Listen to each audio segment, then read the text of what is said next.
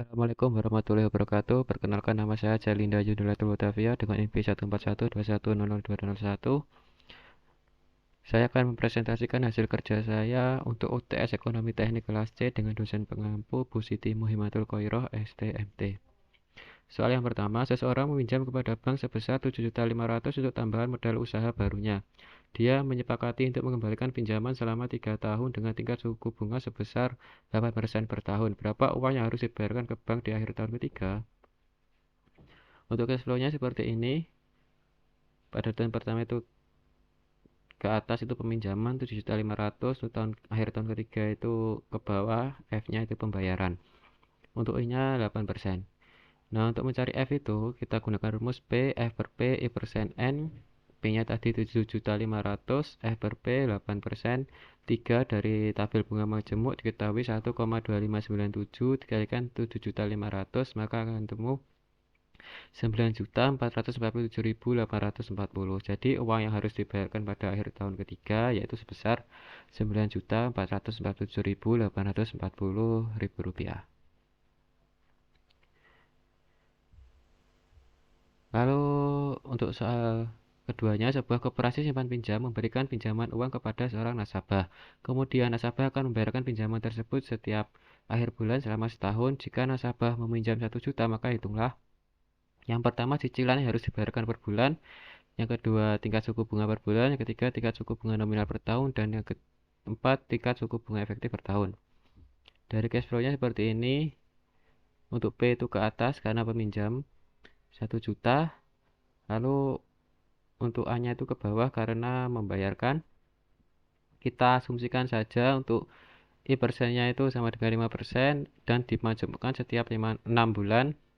Ditanya itu yang pertama A, yang kedua I per bulan, yang ketiga R, yang keempat bunga majemuk. Untuk mencari A kita gunakan rumus A sama dengan P, A per P, I persen N.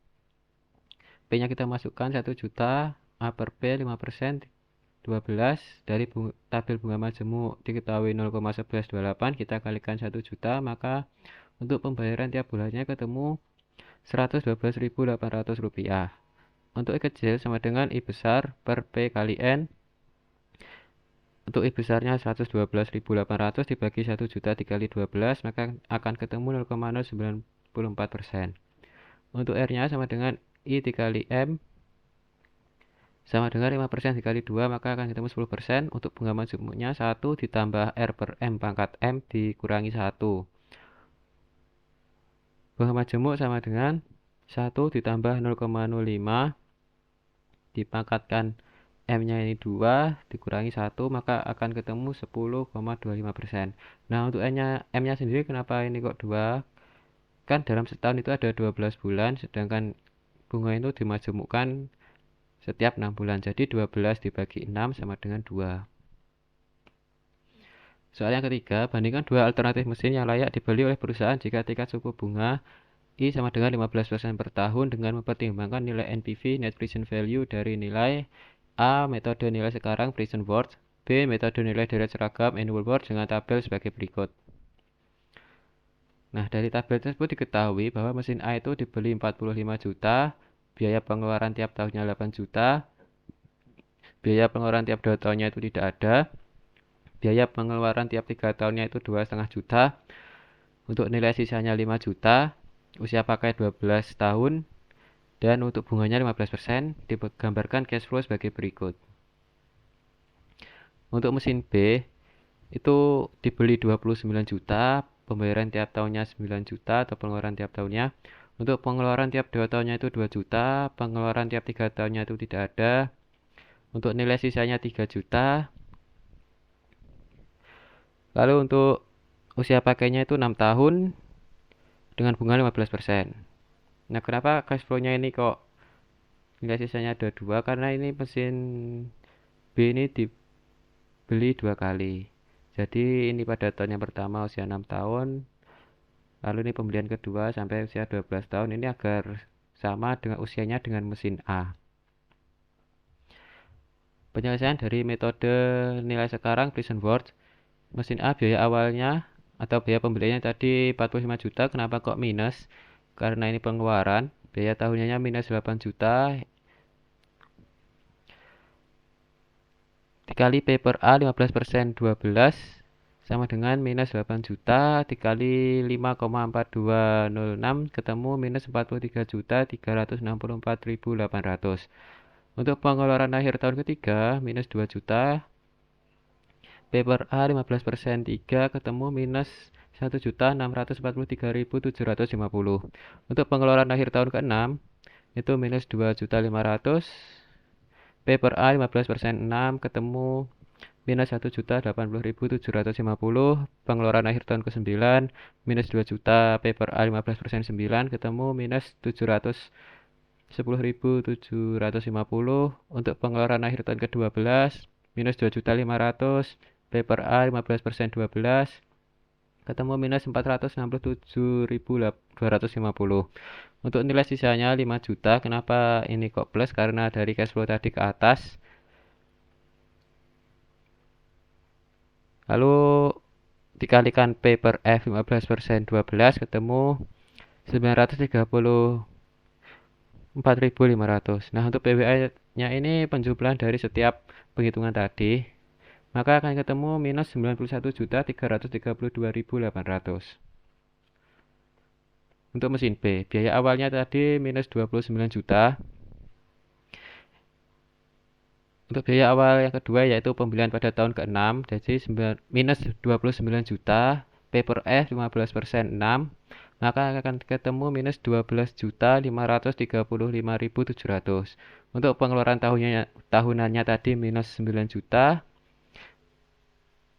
P per A 15% 12, maka akan ketemu minus 48.785.400. Pengeluaran akhir tahun kedua yaitu minus 2 juta. P per F 15% 2 ketemu minus 1.512.200. Pengeluaran akhir tahun keempat minus 2 juta. P per F 15% 4 ketemu minus 1.143.600. Pengeluaran akhir tahun ke-6 minus 2 juta. P per F 15% 6 ketemu minus 864.600. Pengeluaran akhir tahun ke-8 minus 2 juta. P per F 15% 8 ketemu minus 653.800. Pengeluaran akhir tahun ke-10 minus 2 juta. P per F 15% 10, maka akan ketemu minus 494.400. Pengeluaran akhir tahun ke-12 minus 2 juta. P per F 15% 12, maka akan ketemu minus 373.800. Untuk nilai sisa yang pertama 3 juta. P per F 15% 6 ketemu 1.296.900. Nilai sisa kedua 3 juta. P per F 15% 12 ketemu 560.700. Untuk NPV atau PWB-nya yaitu penjumlahan dari nilai-nilai tadi, maka akan ketemu minus 9 juta 93.555.500. Jadi dari penghitungan metode nilai sekarang, NPV mesin A itu kurang dari NPV mesin B sehingga dipilih mesin A. Penyelesaian metode nilai deret seragam atau annual worth. Dari mesin A, biaya awalnya tadi minus 45 juta. A per P 15% 12, maka ketemu minus 8.302.500. Biaya tahunan dari mesin A itu 8 juta. Pengeluaran akhir per 3 tahun minus 3 juta. A per F 15% 3, maka akan ketemu minus 720.000. Untuk nilai sisa 5 juta. A per F 15% 12 ketemu 172.500. Untuk AWA ini penjumlahan tadi, maka akan ketemu minus 16.850.000. Untuk mesin B, biaya awalnya minus 29 juta. A per P 15% 6. Ini kenapa kok 6, yaitu dari nilai dari umurnya mesin tadi. Maka akan ketemu minus 7.661.800. Untuk biaya tahunannya tadi 9 juta untuk mesin B. Pengeluaran akhir per 2 tahunnya minus 2 juta. A per F 15% 2. Ini tiap 2 tahun. ketemu minus 930.200. Untuk nilai sisanya 3 juta A per F 15% 6, ketemu 342.600. Untuk AWB-nya tadi penjumlahan dari nilai tadi ketemu minus 17.249.400. Nah, karena nilai NPV mesin A itu lebih kecil dari NPV mesin B, maka mesin A yang dipilih. Selanjutnya, soal nomor 4.